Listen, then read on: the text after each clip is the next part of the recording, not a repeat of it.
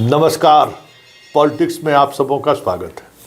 और आज हम पॉलिटिक्स में बात उपेंद्र कुशवाहा की उस पॉलिटिक्स की कर रहे हैं जिस पॉलिटिक्स के सहारे वो अपनी दुकान बिहार के साथ साथ यूपी में बढ़ाने की कोशिश शुरू की है।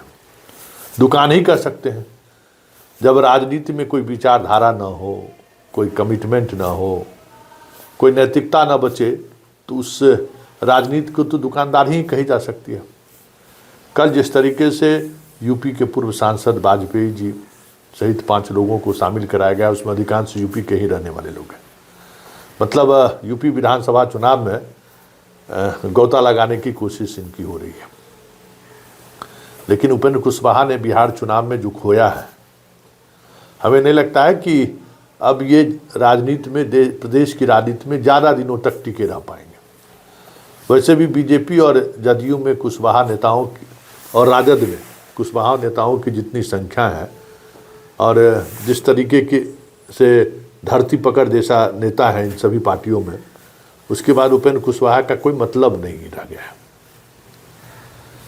पत्नी का विधायक बनाना, बेटे को मंत्री बनाना, ये सब कुछ ऐसा संकेत है। पार्टी की टिकट देने की बारी आई तो जैसे लोगों को इन्होंने टिकट दिया, जिस तरीके से टिकट दिया, ये सब कुछ है कि भाई अब लंबी लड़ाई ये नहीं लड़ सकते, क्योंकि विचार किसी भी राजनीति के लिए, चाहे राजनीति का स्वरूप जो भी हो, विचार जरूरी रहता है, क्योंकि विचार ही कार्यकर्ताओं को आकर्षित करता है, विचार ही लोगों तक नेताओं को पहुंचाता है।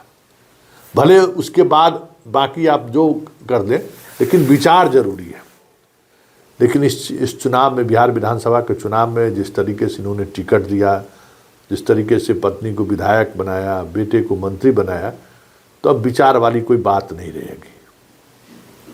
इसलिए इनके पार्टी के अंदर सबसे ज़्यादा विद्रोह के स्वर उभर रहे हैं। और ये विद्रोह का स्वर अभी इसलिए शांत है कि विकल्प के तौर पर कोई दूसरी सियासत इन दिनों बिहार में दूर दूर तक दिखाई नहीं दे रहा है। नहीं तो कब के पासा पलट गया रहता, पत्नी छोड़ सारे के सारे विधायक कुशवाहा जी का साथ छोड़ दिया रहता, तो कोई बड़ी बात नहीं है।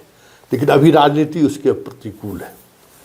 जदयू इनके विधायकों को शामिल कर नहीं सकता है, आरजेडी में जाकर इन लोगों का कोई मतलब नहीं है, क्योंकि सरकार थोड़ी बनने वाली। हाँ, लेकिन जिस समय में अगर पलटी मारने की बारी आई तो इनके सारे विधायक इनके साथ छोड़कर चले जाएं तो कोई बड़ी बात नहीं हो, ये भी चले जाएंगे, इनके लिए भी कोई वो बात नहीं रही है पहले वाली। इसलिए यूपी साधने के लिए कुछ लोगों को इन्होंने शामिल कराया है। उससे इनके राजनीतिक कमिटमेंट को लेकर, ये राजनीतिक फैलाव को लेकर कुछ दूर दूर तक संभावनाएं नहीं दिख रही हैं।